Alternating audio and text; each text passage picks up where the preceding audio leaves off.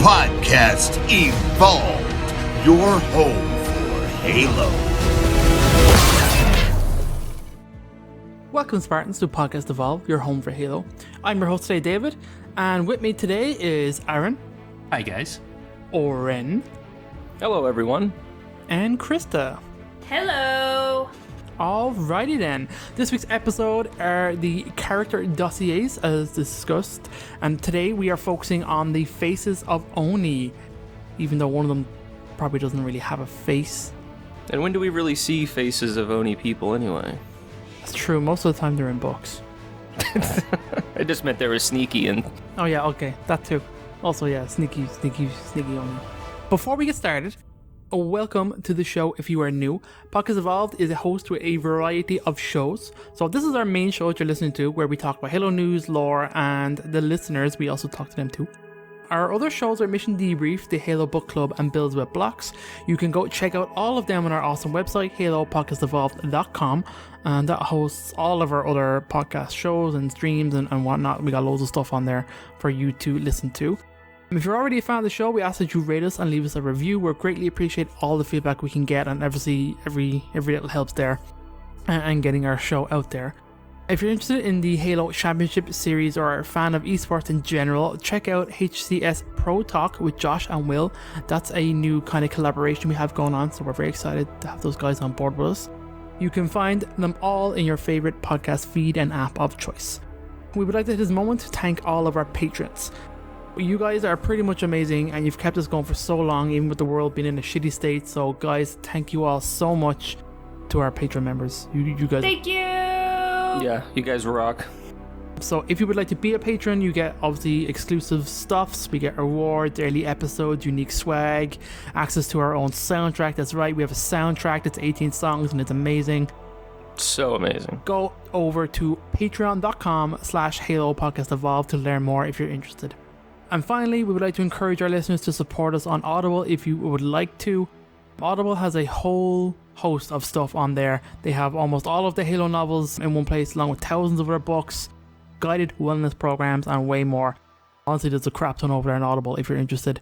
The URL, should you find yourself intrigued enough to do, is audibletrial.com/podcastevolved. That gives us a little bump, so if you're interested, go use that link for us. And that will get you a week, I think it's a month, is it a week trial? Yeah, it's your first month. So Aaron, you're going to take us through some of the highlighted characters that we have. These are some pretty important kind of quote-unquote peoples. So take it away, buddy. All right. This has been a slog of a script to get ready. A little behind the scenes, the current script is 9 pages long, and this is the cut-down version. Jesus Christ. I'm going to do my best to speed through these a little bit. So, yep, we are going to do the faces of ONI. Now, we have picked 3 key figures. There are others, but these are the one that's most likely to be an infinite and the other 2 important ones. So, little bit of background. ONI is the intelligence service of the UNSC, if you didn't already know. It was founded in 2178. Its roles include fleet observation, propaganda, espionage, clandestine reconnaissance, and advanced research. The agency is widely known for using subterfuge, deception, and manipulation in defense of humanity to accomplish its goals. Additionally, some key ONI projects are the Spartan program, Project Mjolnir, and the investigation of Forerunner sites, the most notable of which is Trevelyan, aka Onyx. The key faces of ONI, the first one we're going to cover is Veronica Dare, or Veronica Ann Dare, because I didn't know that was her middle name. She was born December 4th, 2515, so that makes Dare 45-ish when Infinite happens. She's looking pretty good because she's in her late 30s, early 40s in ODST. Everyone in Halo's far too old for how they look. I mean, technically the ODST graphics don't look great anymore. Well, that is true. There is a little bit of like scary Halo 3 Johnson going on. Oh, I wish they would remaster the faces. I'm just like, it's scary. What's going on? They're a little bit rough around the edges. What happened to handsome Nathan Fillion? Having said that, though, she does look a lot like Trisha Helfer. So, like, she looks pretty good. If you want sexy Nathan Fillion, you go to Halo 5. Always. Why'd they make him so handsome? Because he's a beautiful man. That's why. He's always been that handsome. Veronica's home world is the world of Actium. It was a densely populated inner colony until it was discovered by the Covenant in May 2545 and was glassed after a month-long battle with the UNSC. Dare's physical traits are she is 5'7", 153 pounds, she has blonde hair and blue eyes. She is a captain in ONI Section 1, that's Intelligence Gathering. Service number 73998384490VD. And small bit of trivia I found on Halopedia. Dare was playable in ODST, making her the first playable female character in Halo outside of the female option in multiplayer. Wow. Yes, so we had to go the whole way until ODST before we got a playable woman with a name. And now we've got loads of them. Actually, we don't. Not playable ones, anyway. Palmer's technically playable in the Spartan Assault stuff. And who else is playable? That's about it.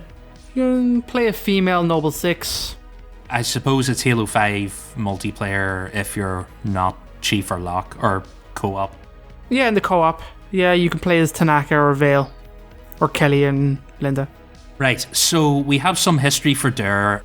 We're going to skim through some of this because some is less important than others. Dare graduated from an unspecified naval academy and led to her eventual posting in ONI. At some point she served as the intelligence officer on the UNSC semi-name. Only wanted to include that because once again, fantastic ship names all the way. Dare first met the lovely Edward Buck while on shore leave in 2545 in Castellaneta over Saturn. They had a dirty week away together. Then Buck figured out she was Oni and the whole relationship fell apart. Yes, big O there. At some point in the relationship, they were back and forth and in and out. Buck proposed to Dare and Dare didn't give him an answer. Sad moment for Buck.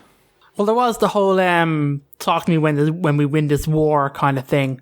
Of she left him, told him to go. Wasn't it? That was an ODST, I think. That comes in ODST, but by the time we get to ODST, Buck's been holding on to this rejection for years and kind of simmering on it. She did turn him. Well, not that she turned him down. She just didn't answer him, and then she ghosted him for a while, on and off. Well, it wasn't that long because actually the next year, Veronica reappears in 2546. She acquires an ODST squad, namely Alpha 9, to go and retrieve important research from a laboratory. And this is Lethbridge's headquarters in the town of Belisk. You may remember this from our Infinity Heavy Hitters episode because this is part of Palmer's history as well, so we'll not go too far into this. The short version is Dare needed this research acquired without the Covenant figuring it out. So rather than do the usual UNSC thing of tell them and they would bunker down in the facility and then the Covenant would realise there was something there, she sent Alpha 9 in on a sneaky mission to collect it, and she sent Palmer's squad Gamma 6 to be the decoys. And Buck gets the job done, acquires the data, and then on the way out he overhears on the radio that Palmer's squad is down to a handful of members and Palmer's in charge and they're getting their asses kicked. So he acquires a truck and goes and saves Palmer's ass. The rest of her squad gets killed. Dare isn't very happy with him. She threatens to have him disciplined for insubordination, but nothing ever comes of it. And then the next time they meet up is the Battle of New Mombasa, and that is the events of ODST. We'll not go too far into this because if you've played ODST, you kind of know all this. But that takes place on October 20th, 2552. So a few years after the Battle of Saragossa. And long story short, the end of that battle is that they acquire Virgil. Buck realises he still has a thing for Dare. Dare realises she still has a thing for Buck. And they decide that when the war's over, love will win over everything else. That leads us on to the next time we see Dare again is actually the legendary ending in ODST, and this is the interrogation of Virgil. So that's that scene where you see Dare and Alpha 9. They're on the Keto Terminus space tether station, and Lord Hood sends Sergeant Johnson to go and try and get some information out of Virgil, because Oni and Dare aren't having much success, and plain talking Johnson gets Virgil to give him some information to help him get Chief back when he comes back to Earth. They were trying to interrogate Virgil for information about Truth and his fleet before he arrived in the Dreadnought, but they only had 2 days and that didn't go so well. They didn't get too much out of him. Oh, the only important note to mention here is that this kind of leads on to Buck and Dare's getting back together, because Dare keeps Buck updated on what's happening to Virgil after this stage when they're redeployed. So she lets him know that they haven't dissected the poor little guy or done anything too dodgy to him. And then that takes us into life after the war with the Covenant. So, February 2553, Buck and Dare travel to Sundown for some shore leave and some kinky time, and then June comes in and third wheels the fuck out of it. He doesn't really third wheel it, he just kind of cock blocks it. I was going to try and be nice to him, he just...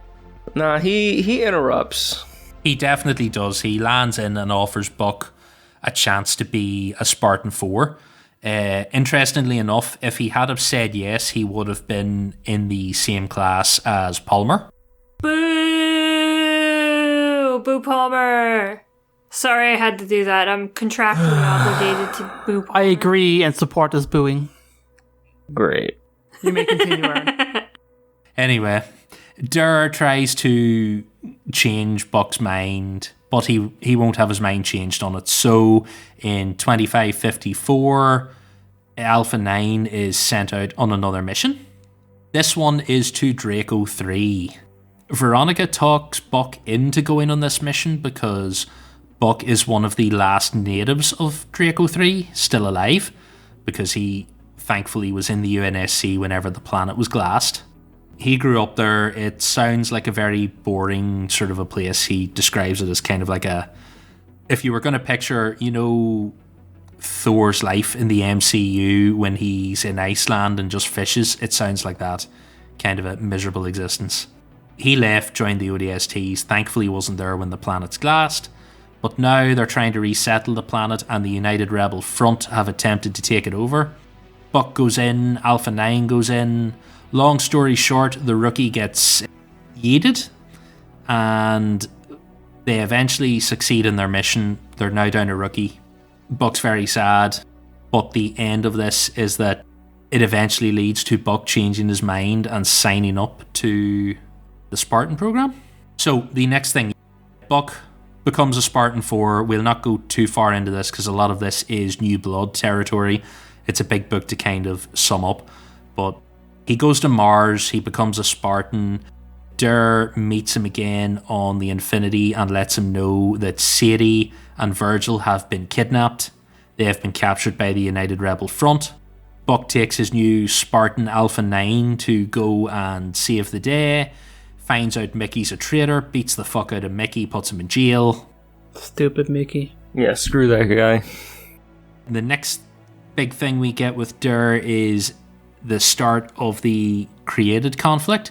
So this is after Earth falls to the Created in 2558. Dare's reunited with Buck on the Infinity. And this is right after Halo 5 too. This is Bad Blood.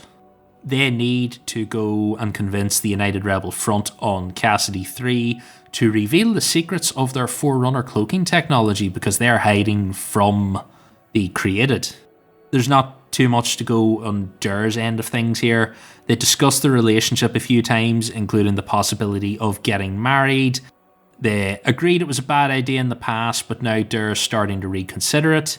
Towards the end of that mission, Buck almost falls to his death out of a condor because Buck spends a lot of his time falling out of the back of aircraft. The man has magnetic boots and he never turns them on. It's ridiculous. And when he almost fell, he finally admits that he should have married Dare all along. So they end up having a quickie wedding on the Infinity in the bar, presided over by Roland. They get married in front of Osiris and Alpha 9. They're the wedding guests. And they lived happily ever after, Aaron. Yes, they do, because the last we see of Dare is that she is still aboard the Infinity. By the time we get to Operation Wolf on Reach, she appears to be running the ONI operations on the Infinity.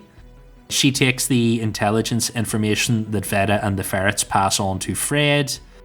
Dare agrees to keep Fred updated on any information about the ferrets because he's a little bit upset that he thought they were dead for quite some time, and then it turns out they've just been really deep undercover. And there's like a line where Fred's like, "See, I knew you weren't as scary as everyone says," and Dare just goes, "Oh no, I am," and walks away from him. Yeah, like a badass. This kind of jumps slightly ahead to our other two characters that we're going to talk about, but is it safe to assume that Veronica is like the like liaison diplomat person, like the representative of ONI on Infinity, given where BB and Osman, I guess, are or aren't in the present day timeline? Pretty senior, I imagine, but she's still like on the ground operative, so it's kind of hard to say like how high up she really is. I've been wondering for a while if she may just be like the highest ranked ONI operative on Infinity, because I kind of got the feeling, I don't even know if she's in contact with Osman at this stage, because we'll get down to it as we go here, but we don't even know if Osman's made it back into the galaxy yet, because I don't think anyone knows where she is. That's kind of what I figured, but I would also not be surprised if somehow Osman and Dare have a way to communicate, given that it is ONI. Like, I feel like there could be some super secret way, and it's just kind of this, backdoor operation that Serin is, or that Osman is running, and since Dare is, and with Infinity, she's able to like carry it out while Osman is safe. So I guess we could talk about that a little bit once we talk about BB and Osman. It's very interesting that that's kind of the dynamic that Dare has kind of been put in and kind of like overseeing. It seems like she's very much been put in the position of being the face of ONI on the Infinity, which we'll discuss at the end may have a relevance to Halo Infinite. Right, next up we've got BB. We're going to save Osman to the end because there's so much information on Osman, it's ridiculous. Or Osman. Right, so BB, or Black Box, is his formal name, was commissioned on August 17th, 2552. At the time of Halo Infinite, he would be approximately 8 years old. That's a worrying age. Uh-oh. He dead. But it may not be all that it seems, because we'll get into this when we do his history. So, BB was activated on Mars. His physical traits: he is a blue cube with a male persona.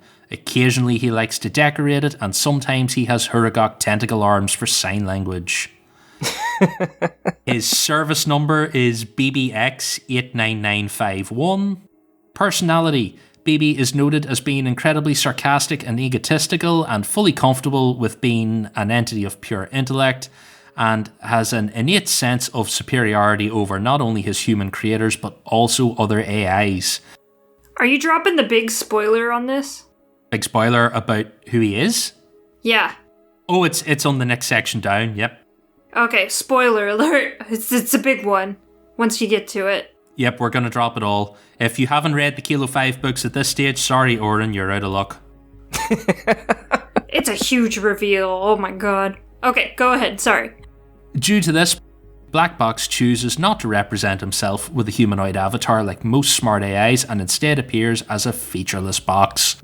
Possibly due to his programming being based on the brain of Dr. Albin, who we'll go to in a minute, Black Box has an intense antipathy and disgust for Catherine Halsey, and another remnant of his brain donor, BB also possesses a fascination for cognitive psychology and has a tendency of analysing the behaviour of other humans and other species in depth. We have a few details for BB's donor as well. He was Dr. Graham Albin. He died March 2532. BB's donor brain was on ice for a long time. 20 years. Dr. Alban was a neurosurgeon and psychologist for the Spartan 2 program. We will get into all of this. We do explain Dr. Alban and his history as we go, but there is a lot to cover because everything pretty much that we have for BB comes from the Kilo 5 trilogy. Going into the details, Black Box is a 4th generation smart AI created from the brain of Dr. Alban, a senior researcher associated with ONI Special Research and a close friend of Margaret Parangoski. Alban committed suicide out of guilt for his part in the Spartan 2 program and requested that his brain be kept for the AI donor program and used as an AI that would support the Spartan 2s. Very important because this is why BB would eventually be created. On January 26th, 2553, Parangoski assigned the newly created BB to Serin Osman and her Black Ops Team Kilo 5, which was tasked with creating Sangheili insurrection and locating Catherine Halsey on Onyx. He is primarily was stationed aboard the Port Stanley. So, we go into, there's a few major points to cover from the Kilo 5 trilogy. BB's kind of always there, so if we cover absolutely every little thing, we'll be here all day. One of the interesting first things BB does in this is there's a Captain Hogarth in ONI, and he's trying to dig up shit so that he can get rid of Parangoski and take over as director of ONI. And he has his personal AI called Harriet. And BB realises that Harriet is snooping around in Parangoski's files, and at first he just feeds her misinformation to piss off Hogarth, but eventually he triggers a budget overspend in Hogarth's files and sets the accountants on him, because he decided that was the way to go. This gets Hogarth audited, and this eventually came to light in I believe it was the loot crates, but by 2558 Hogarth was terminated. I don't know whether or not that was part of BB ruining his career, but I think we can guess what terminated means. Black Box assisted Kilo 5 with the seizing of the Covenant cargo ship Piety. Successfully capturing Huragok requires adjustment, and this begins the UNSC's love affair with lots and lots of engineers. Because they didn't have too many, they only had Virgil up until this point. Do you think Virgil was just very sad and alone all by himself? No, he was having the time of his life, helping people, doing things. He had a great time. And he had Sadie with him for the most part, so he was great. Oh, well, that's true. I was going to say, are they like social creatures, like pigs or something? Do they need to be kept in groups or they get depressed? I don't know. Actually, that's probably true, because by the end of this book, we do meet a crazy lone Huragok, so it's probably best to keep them in pairs, minimum. We have a couple of other bits here. Later in the Kilo 5 series, they enter Shield World 006. They recover Blue Team and arrest Dr. Halsey. During this process, one of the members of Kilo 5, Vaz, learns about the history of the Spartan program, and he goes to shoot Dr. Halsey in her prison cell. But BB manages to talk him down that she's not worth it. And he does it less out of concern for Halsey and more out of concern for Vaz, because Vaz becomes one of BB's friends, even though BB is very much a sarcastic person who would never admit that he has a fondness for humans. But he absolutely does, and that leads back to his donor personality very much being invested in the psychology of the meatbags around him. So the next big thing that BB goes through is March 2553. He's on Sanghelios with Evan Phillips. He is in a little lapel mic / camera. There's a bombing on Sanghelios while he's there.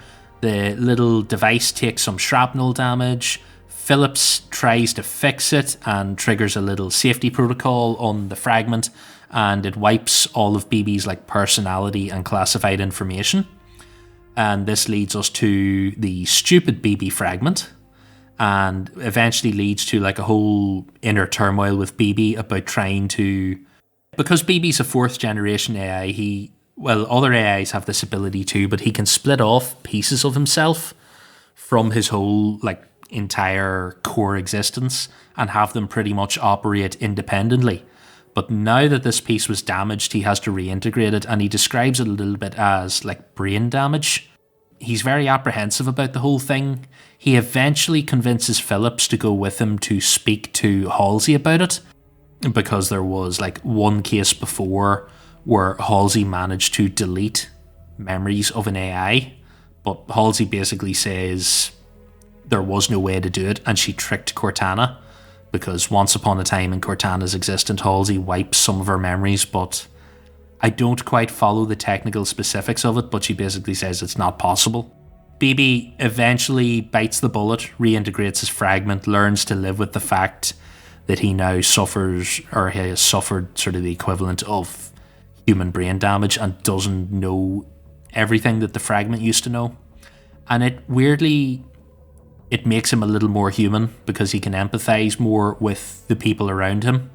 Another big thing that happens to him in the end of the Kilo 5 books is he does like a neural link with Naomi, and uses her Spartan records to jog her memories of her life before the Spartan program, and specifically the night she was kidnapped. And it's a really traumatic, harrowing scene, because in the start of these books you get the scene from the point of view of her father when she's kidnapped by the ONI team. Oh, let's not talk about that. Holy shit. It's haunting. The intro to that book is just this couple losing their minds as their daughter disappears. And then at this stage, we actually see it from the point of view of Naomi. Don't do it, Aaron. Skip it. It's too hard. It's too tough. Basically, BB does a good thing for her and helps her come to terms with it and accept a few things. The last big point in the Kilo 5 books is the battle on Pious Inquisitor. BB tries to do his AI thing to take over Pious Inquisitor. He gets stopped. Eventually, there's a big fight. The ship is lost. And just before the ship is lost, he has a very heartwarming interaction with Naomi's dad. I won't spoil that in case you get to it later. But BB's a good chap. That's the end result of that. He does a good thing for Naomi's dad, and it's very emotional. Right. The next time we see BB again is in Saint's Testimony. This is January 17th, 2558. We've covered this a couple of times. We have a book club on it, so we'll not get too into it. The short version is Iona, the AI that is in that comic book series with Black Team that I can't remember. Bloodline. She has come to the end of her 7-year life cycle. She's ready for dispensation, but she has appealed to the United Nations Humanitarian Council. So BB and Roland are assigned to basically do a mock trial so that researchers and scientists can study it. And this whole thing finishes with Iona being put into the equivalent of AI stasis, where she's in a permanent dream state. The end of this is Roland has some guilt about his part in faking the trial, but BB reveals that he actually thinks it's been a good thing, and he hopes that someday humans will be able to use the information from the trial to realise that humans and AIs should be considered equals, which is starting to hint at something coming down the line with AIs. Nice. The next big feature from BB is Hunt the Truth. So this is set in 2558. We don't know exactly when, but it's sometime around the launch of the Guardians. BB features for a couple of episodes. It's a shorter season 2, isn't it? If I'm remembering off the top of my head. Yeah, it's only 6 episodes. BB's in this again. He is back to being a voice coming out of a button on someone's jacket. I'll not go too into it because we've covered this before. You can go and listen to season 2. The short version of this is BB tries to help the main character and focus of season 2, who eventually dies, and her brain is collected for the AI program. And the end of season 2 of Hunt the Truth is BB quizzing and interrogating the newly formed AI about what she remembers. What she remembers about how she died and the end of the mission. I think it's just a general recap. Isn't that the conceit for season 2? This is her telling the story back to BB. So that's how it ends. He tells her that at some point she will be assigned as an AI, and until then she just has to chill out. Is this like BB in his entirety, or is this like a fragment of him? Because does he just like go off and hang out with Maya, or is it like, I figure he has to do his ONI thing with Osman? BB is kind of omnipresent. He does his ONI thing everywhere. You see, BB has access to ONI Forerunner communications technology, which gives him the ability, they describe it in Halopedia as almost lagless communication between his fragments. He can be spread out all over the place, so while he's with Osman doing his ONI shit, he's also here talking to Maya about her new existence as an AI, and he's also off with Phillips talking about him and all this other shit. So when you go through the Kilo 5 books, BB very much is like the man doing everything all the time. And he does say this a couple of times in the books. Like, I think at one point he says it to Osman, because she says to him, like, you could run Port Stanley without us. Like, what do you really need the meat bags for? Or what do you really need the crew for? And he goes like, well, sometimes I need the meat bags to change a light bulb. He also, I think at one point he realizes that with the Huragok on board, he could basically be self-sufficient and wouldn't need the humans. But again, BB is on the side of the AI Council, which believe that, you know, humans have to make their own mistakes and you just have to help them along and guide them, and you can't, like, control their destiny, which will also be relevant for this next part. This is Rosbach's world. This is the last time we see BB in the Halo universe. Or to date. To date, yes. This is it's left on a cliffhanger, which is really upsetting. This is the present. 2558, the created conflict is happening. Earth is just about to fall to the Guardians, and BB puts a plan in motion almost immediately once he realizes what's happening. He evacuates Osman and Hood from Bravo 6 in Sydney. He gets them on a prowler and evacs them from Earth just before the Guardian takes everyone out. They're evacuating around the same time that Infinity is bailing out. On the way out, Osman is told to collect a briefcase, which turns out to have several of the AIs that were in Bravo 6 and kind of run ONI's operations, including himself. They're transported to Rosbach's world. It's a small world that BB discovered 2 years ago and hid off the books and made like a, in case of emergency, shelter on. It's a log cabin in this forest on this planet that no one knows about, where Hood, Osman, and one Spartan 4 are now stationed. And the end of this is that BB tells Osman, she activates him with her datapad and talks to him from the briefcase, and he basically says, I got the other AIs before they had a chance to decide whether or not they were going to accept Cortana's offer.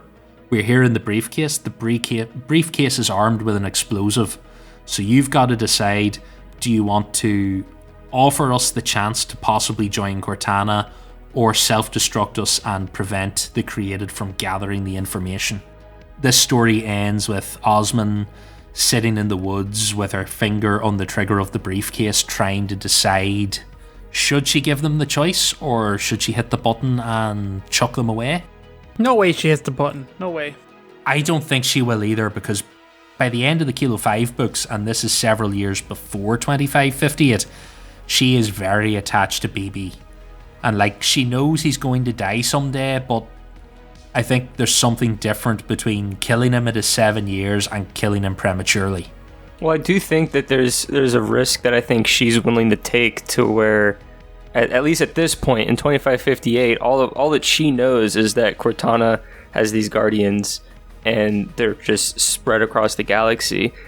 You know, in a year's time, when we kind of catch up to what's going on with Infinite, Osman could be in a situation to where she feels that it's necessary to keep BB along to fight against the created, even though he's approaching that 8-year life cycle. And whatever risk that he has for, you know, rampancy or whatnot.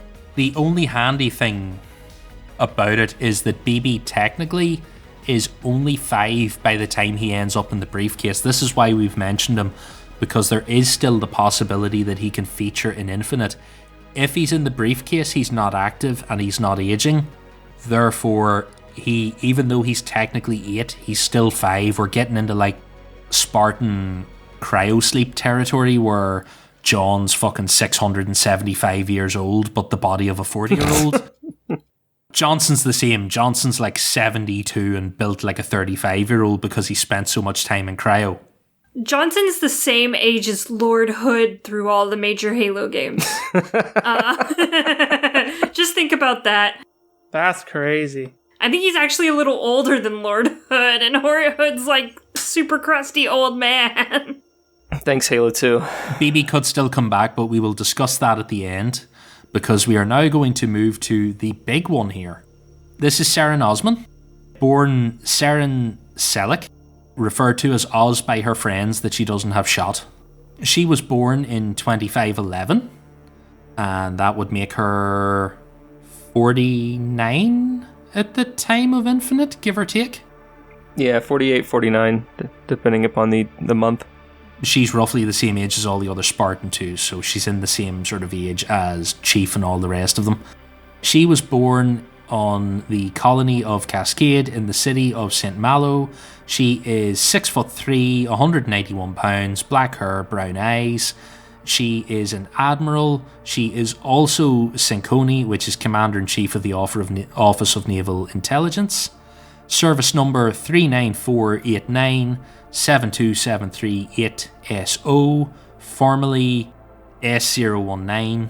She was a Spartan 2, big spoilers. We're going to go through her history. The one bit of trivia we have for Osman, she is the highest ranked Spartan of any generation. Go get 'em, girl. She's the only admiral. She also runs frickin' ONI. She runs ONI, yes.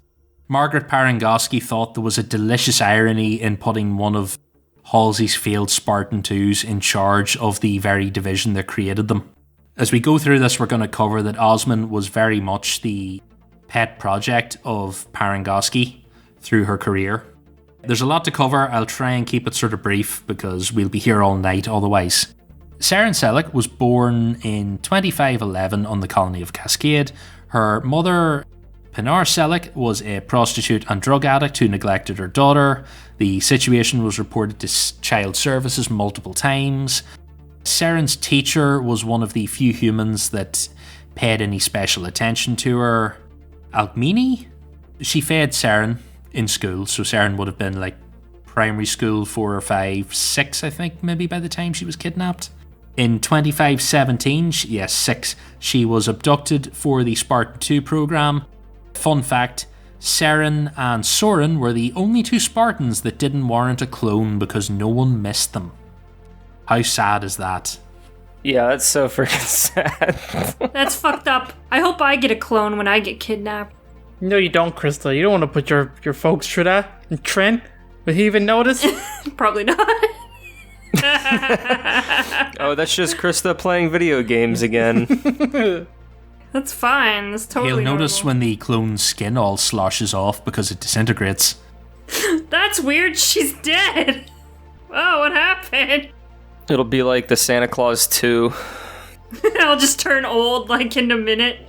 Can we also give a shout out to the ONI agent that kidnapped her, who was named Mr. Teddy? I don't know if that's a code name or not, but it's a bit creepy if it is. Hey kid, my name's Mr. Teddy. You want to come be a Spartan? Mr. Teddy's just out there bundling kids into vans. That's slightly menacing. Right. We'll not cover the Spartan program specifically. We will mention that Serin only received some of the augmentations before her body rejected them. She received the biochemical and genetic enhancements, but she never received the other augmentations. She has no super bones or super strength. Her body rejected these, she washed out with the others. ONI took custody of Serin after her washout. She was 14 at the time. They took her out of the Spartan program before the funeral ceremony that you see in Fall of Reach and the animated version and the graphic novel and the 400 other times that we've seen that. They rebuild Serin.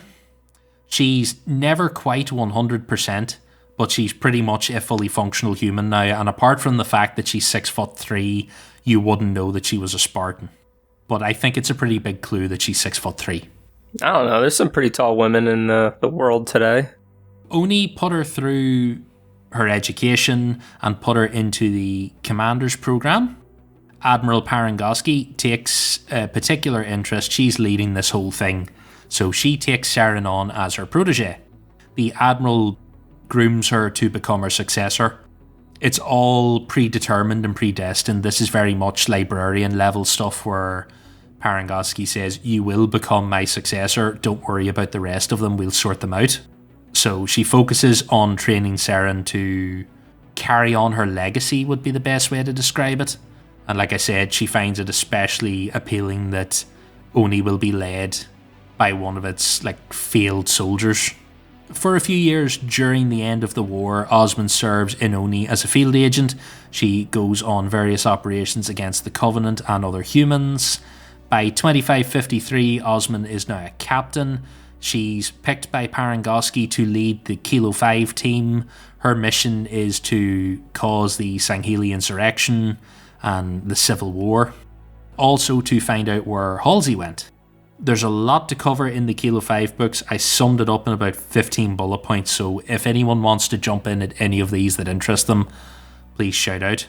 So we have the first one where Serin gets BB. He is now her AI. He is her attack dog for the remainder of his life. She's also given command of Port Stanley. She assembles the Kilo 5 team, which is a mix of one professor, 3 ODSTs, and a Spartan 2, Naomi. She has to come to terms with meeting Naomi and going, oh, hi Naomi, I'm not dead. And it takes Naomi a sad amount of time to remember who she is. It's like, oh, I kind of forgot about you a little bit. Which is yet another reason that they all hate Halsey by the time this is over. She leads the operation to smuggle weapons to the rebels on Sanghelios through Avumed Telkam, who will later become known as the Bishop. She also is responsible for capturing Julian Dama, who would go on to be the mediocre protagonist in Spartan Ops and get written out in the intro cutscenes to Halo 5. She rescues Blue Team, the Ferrets, Tom and Lucy, Mendez and Halsey from Onyx, and also has Halsey arrested and taken away to her prison on the Infinity. Nice. She is also there when Hood goes to Sanghelios to meet his new best buddy, the Arbiter, and begin the long peace process. This is where Hood invites Arbiter to the memorial service in Voi, so that's how he ends up there. Then the Sangheli Civil War kicks off, so Osman has to go and rescue Phillips. They manage to do that without him getting killed. Then Hood and Parangoski come in the Infinity to save the Arbiter, while Osman works in the background to save some of Telkam's ships, because if Infinity takes out all the bad guys, the Civil War is over, and the Arbiter can rebuild the elites. And it is very much Parangoski's belief that the elites should never be in a position to harm Earth again, and that's why Osman is here destabilizing all of Hood's hard work. We then go to the lovely world of Venezia, which will forevermore feature as the dodgy corner of the Halo universe. Pretty much. It's become the cantina of Halo. That's the best way to describe it. On Venezia is a certain man called Staffan Sinsky.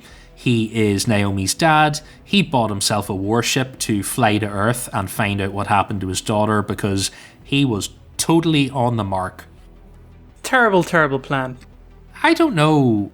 You have to admire his balls. He was just totally prepared. Uber balls, but was never going to work. It was just a suicide mission. Probably would have gone that way anyway, but thankfully it never came to that. Osman and Naomi talk him into giving up the Inquisitor, but it all goes wrong when some KGR pirates try to steal the ship. Eventually the ship is lost, and Staffan Sinsky is, spoiler, presumed dead. After the battle, Osman eventually... There's a running theme through the Kilo 5 books where Osman hasn't read her file from the Spartan program days. She's had access to it ever since she's become a captain in ONI, but she's never quite been willing to read it because she's not sure what it's going to contain. But eventually she decides to read it, so she learns about her teacher. She goes and visits her teacher because she finds out she's still alive, and she has a nice warm fuzzy moment with a human that actually cared for her, and she wasn't the complete reject that she thought she was. So you get like a warm, fuzzy ending there. After this, there are a few on and off appearances. Osman basically becomes the Samuel L. Jackson of the Halo universe and just keeps appearing and disappearing as she assembles her team. Last light is when we see her again at the end of the novel. Blue team are evacing from Gao. This is the end of Operation Jovian Whistle.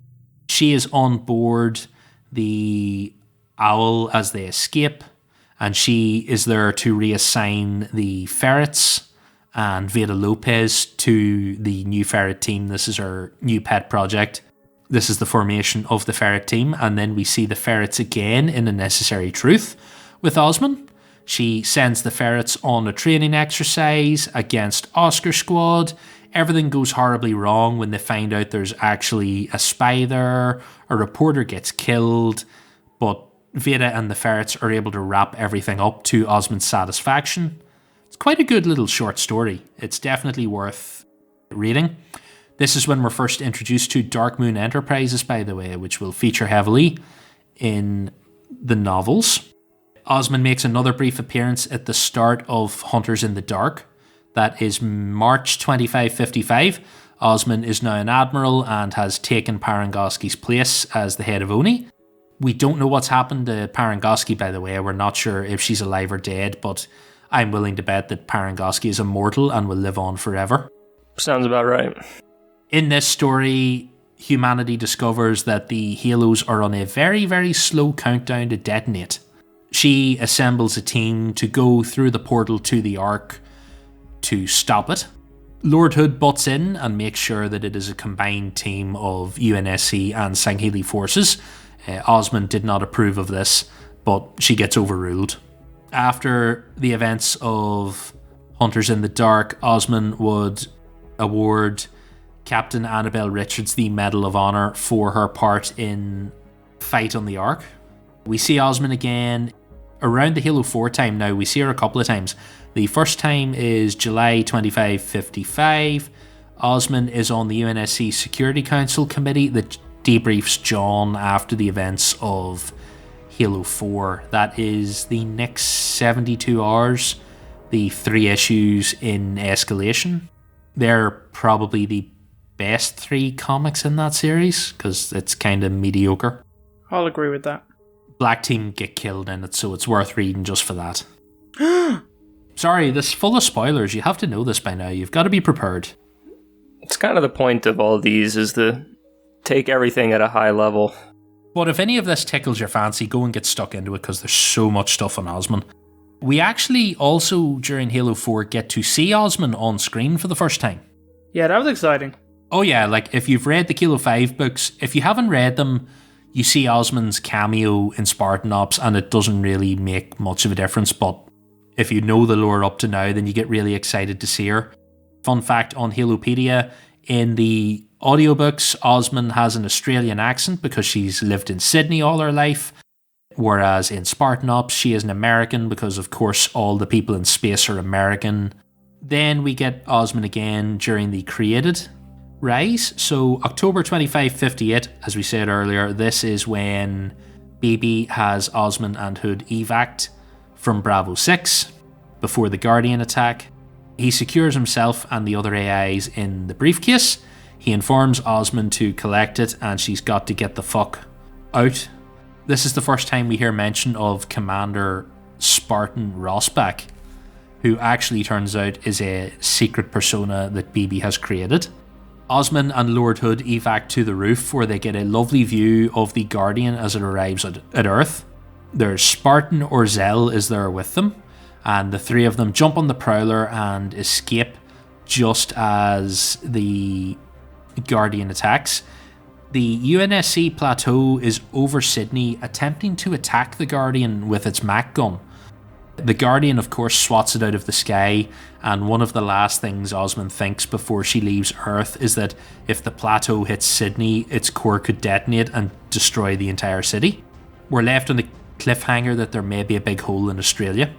The Prowler eventually arrives at the hidden world of Rossback's world, where there is a log cabin where Hood begins his slow descent into alcoholism, and Osman decides that she's going to start jogging.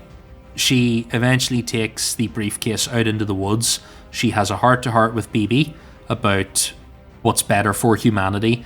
Should she give the AIs the option to defect to the created, because she realizes she could send them via slipspace to Cortana if they wanted to go, but in doing so they would give up the secrets of ONI? Or, like BB, would they stay loyal to humanity and want to help them? This is the debate that Osman now has, and this is where we leave her sitting on a tree stump in the woods with this explosive briefcase, trying to decide if she's going to kill her old friend or give him a chance to live and do something. What a great story. I do love Osman, though. She's sweet. She is a very good character. You get an awful lot of development of her over the years. During the Kilo 5 books, she is a little less convinced that ONI have the right way to do shit. But by the time you see her in Spartan Ops, she is a cold-blooded motherfucker because she orders Halsey's execution almost without hesitation. She's definitely ascended to full ONI mode by the time we leave off with her. She has a very strong relationship with BB, which is why this cliffhanger is really stressful. It's a good cliffhanger, though. I like where her character is right now. Same. She's a great character in a great position. She makes you like ONI. You don't fully hate ONI. You might not root for ONI, but you'll root for Osman, which is kind of a good distinction to kind of make. And she's a great character to pull out anywhere you kind of need her. So she's kind of popped up in a lot of books and a lot of different places. And seeing her in Spartan Ops was pretty fucking cool. Just too bad about Spartan Ops. That's a whole other conversation. We've had that conversation so many times too. Right, so this leads us on to the big question of this episode, and then we'll wrap up. Like we've said with the previous episodes, do you think we're going to see any of these people in Halo Infinite? And do you want to see any of them in particular in Halo Infinite? I think the one you're most likely to see is Dare, because we know she's on Infinity. I don't think you get Osman and BB just from where they are. Unless, the Infinity goes there. I mean, it seems like it's really out of the way to pull those characters in. Yeah, I feel the same way. It'd be really tough to integrate them into Halo Infinite. I agree.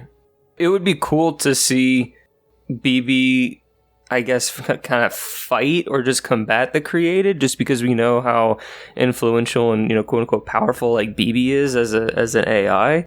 But yeah, kind of wrapping our head around how they would do that just doesn't quite line up. And it kind of makes for a perfect short story or other type of story to kind of continue on with Rosbach World set up and just kind of go from there. But in terms of physically appearing in Infinite, yeah, we all kind of think there's kind of the most logical choice, but at the same time, maybe not, depending upon how the Infinity is portrayed. But it could be cool to there's these characters that you go up to and talk to get missions or quests. Dare could be the ONI vendor, so to speak, that you go up to her to, activate whatever next ONI related quest that you need to do. I like that. I like their different factions maybe giving you a different quest. It's yo, let's hijack a banished whatever so then ONI can study it. And Dare's the one, don't tell Lasky, don't tell Palmer. I ain't gonna tell those people shit. I think I agree with you guys. I think Dare's definitely the most likely. I would like to see BB and Osman get some screen time, or even audio log time would be kind of cool, but I do think, Dare seems to be set up to be the face of ONI on the Infinity if we have any dealings with the Infinite. So that's really the key question, is will they be about, or will they be planet side or whatever? As a good quest giver, I could see it. I hold on to that hope that BB isn't 8 years old technically and could still be alive, because he is such a good character and I would like him to get some in-game love before this is all over. I'd hate to think the only time I'll ever see him brought to life was in Season 2 of Hunt the Truth. That would make me a little bit sad. Very sad. BB's one of the best AIs out there. He's so fantastic. He is, personally, I think, without a doubt, the best character in the Kilo 5 series. There is none in it that come close to him. He's fantastic. Anytime I listen back to the audiobooks, I find myself laughing more than a few times at lines and things that BB says, and I know a lot of that's got to do with the narrator, but he is a great character. He just has this great, witty, sarcastic charm about him the whole time, and it's very appealing. Dare's not too bad too, but she broke Buck's heart for a long time, so I'm that friend that holds a grudge for a while, so you made Buck sad. Yeah, we can't trust you for a while, you know. Well, they're married now, so I might have to accept it, but I'll do it begrudgingly. But like we said, I think, yeah, she's the most likely to feature, so I suppose watch this space and we'll see if we're right or not. Can't wait until the start of Infinite, when in the open cutscene everyone on Infinity dies and that's the end of it. Don't say that! You just jinxed it! Now Jeff's gonna get ideas. Yeah, don't give Jeff any ideas. I can see us being right, going, yep, Dare was an Infinite, she got sucked out the side of the Infinity. Into space, that was that. That was the end of it. We will see how we go from there. Whew, right, that was a long one. It's trying to sum up the Kilo 5 books in less than 50 pages. It's a lot harder than it seems. Right, our next character dossier in the series. This is going to be another monster of a one, because this covers umpteen million years. The most novels. Yes, this covers the most novels and the most timeline. It's going to be ridiculous. We will be covering Chakas/343 Guilty Sparks/Spark. I'm guessing I'm assigned to that task. Shit! You're volunteering? Brilliant. I don't have to write this one. That's fantastic. It's Guilty Spark. I kind of have to, right? Yeah, you do. As you can guess, we held off on doing Guilty Spark until Point of Light came out, because we very much needed to know what happened to him. So this next character dossier will be big spoilers for Point of Light, so you have 1 month to read that book if you haven't read it already, and to catch up. Yeah, we're not kidding. We gotta talk about everything. If you need a list of materials, you've got to read the Forerunner trilogy, and you've got to read all of the Kelly Gay novels. Get on that immediately. You've got a month. If you do it in audiobook form, not a problem. Right, I'm going to hand this back over to the host. Thank you all for joining us. Like we mentioned at the top of the show, you can find all of our episodes on our website, halopodcast12.com. You can search for each kind of show on their own feed, and there is one kind of main feed that pumps in a lot of the stuff together. If you want to listen to everything, you can go to the Halo Podcast Evolved on your podcast service of choice. Please leave us a review if you can. Like I mentioned before, shout out to all our patrons. Head over to patreon.com/Halo Podcast Evolved to learn more. Finally, we do have a voicemail service, so should you wish to leave us a message, you can call us at 205 Evolved. That's 205 386 5833. And with that, I have been your host, David. And until next time, evolved. Evolved. Evolved.